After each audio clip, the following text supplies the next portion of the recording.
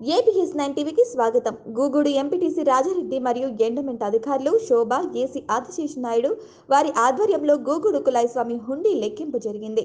అనంతపురం జిల్లా సింగనమల నియోజకవర్గం నార్పల మండల కేంద్రంలో వెలసినటువంటి గూగూడు కులాయిస్వామి మొహరం వేడుకలలో వేలాది మంది భక్తుల మధ్య మొహరం బ్రహ్మోత్సవాలు జరిగాయి.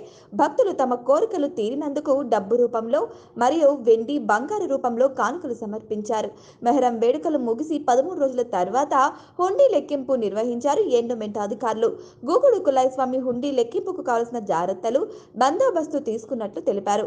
హుండీ లెక్కింపు ఎండోమెంట్ అధికారులు శోభ, ఏసీ ఆదిశేష నాయుడు మరియు పోలీసు వారి ఆధ్వర్యంలో హుండీ లెక్కింపు మొదలుపెట్టారు.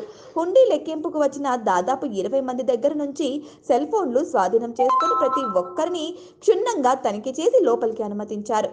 నేటితో నార్పల మండలంలో వెలిసినటువంటి గూగూడు కులాయిస్వామి హుండీ లెక్కింపు ముగియనున్నది.